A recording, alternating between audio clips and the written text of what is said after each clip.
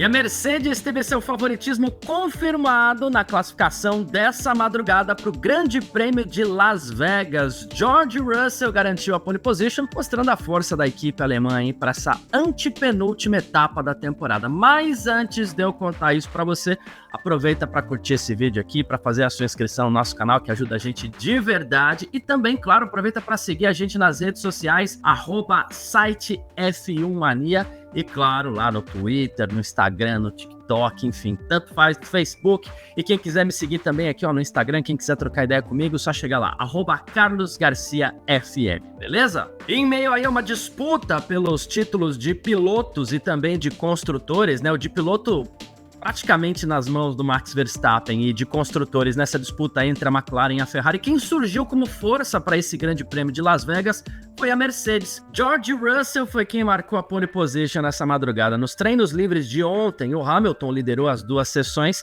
e para essa madrugada, com o tempo aqui de 1:32.312, Russell garantiu a pole position. Foi a terceira pole position dele nesta temporada, a quarta da carreira, o piloto que vai liderar aí a Mercedes no ano que vem, e ele bateu o Carlos Sainz por 1/10 de segundo. Na disputa pelo título aí, Verstappen foi o quinto colocado e o Norris foi o sexto. Então, caso termine assim, caso a corrida termine como começa, o título é decidido hoje. O Verstappen já vai ser declarado campeão nessa madrugada em Las Vegas, o tetracampeão. E você sabe como é que acontece, né? O Norris, para levar a disputa do título para o Qatar, ele precisa fazer 3 pontos a mais do que o Max Verstappen, isso para manter a disputa viva. Então, largando atrás, ele não consegue isso, ele vai ter que deixar o Verstappen um pouquinho para trás. Digamos que nessa disputa aí, ou pelo menos para adiar um pouquinho a disputa pelo título, o Norris não começou tão bem. E olha que os ânimos lá na McLaren nem estavam tão ruins assim, porque no fim das contas, a Red Bull, ela admitiu que levou uma asa traseira errada para Las Vegas, e não aquela que eles tinham preparado para esse circuito, que é tão característico e com retas tão longas assim, né? Então, o que a Red Bull teve que fazer? Ela teve que cortar manualmente as suas asas traseiras para diminuir o arrasto, e aí ela recuperou um pouco de velocidade de reta, pelo menos.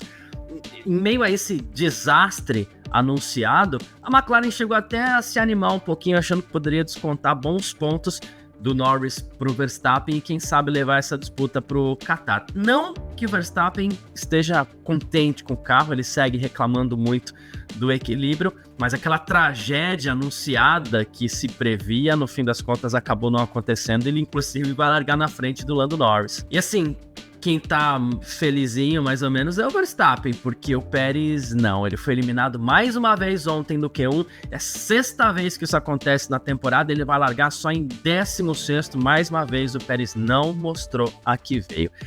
E ainda mais ou menos nesse assunto, outro destaque da classificação de ontem foi o Franco Colapinto e o acidente forte que ele sofreu no finalzinho do Q2. Ele vinha numa volta muito rápida, mas ele acertou também com muita força ao muro e mais uma vez ele destruiu sua Williams completamente. A participação do argentino para a corrida dessa madrugada foi colocada em dúvida, não só porque a Williams vai ter que reconstruir o carro, embora eles já disseram que isso vai ser perfeitamente possível, mas também porque o choque do Colapinto contra o muro fez com que ele recebesse uma carga de 50 vezes a força da gravidade.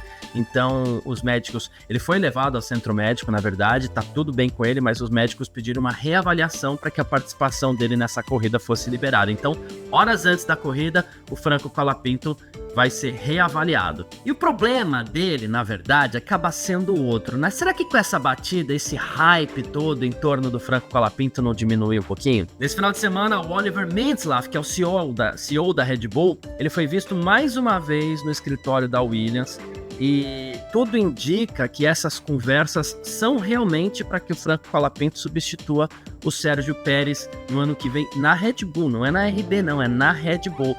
Só que assim, na tabela dos pilotos que mais fizeram as suas equipes gastarem com acidentes, o Franco Colapinto ele já está na metade de cima da tabela. O número oficial de ontem já era $1,5 milhão de gasto para a Williams só em reparação de danos ao seu carro. Isso com 7 corridas. A gente está aqui na 21ª, na 22ª etapa da temporada, o Colapinto só correu 7, essa é a 7ª, e ele já está na metade de cima dos pilotos que mais deram prejuízo com acidentes para suas equipes. Isso pode, quem sabe, ser levado em consideração, não estou afirmando que sim, mas pode ser que seja. O problema nesse caso não é só o que a equipe põe a mão no bolso, porque uma equipe como a Red Bull, por exemplo, ela tem dinheiro para reparar os seus carros numa boa, tranquilamente, mas esse dinheiro sai do teto orçamentário da temporada. Um investimento que poderia ser feito numa melhoria para o carro, ele acaba sendo destinado à reparação de um dano em pista. Então, nesse caso, talvez o hype em cima do Franco Colapinto possa sim diminuir um pouquinho. Classificação dessa madrugada aqui, ó, pole position para o Grande Prêmio de Las Vegas, George Russell com 1:32.312, ao lado dele na primeira fila ali, Carlos Sainz da Ferrari fez 1:32.410.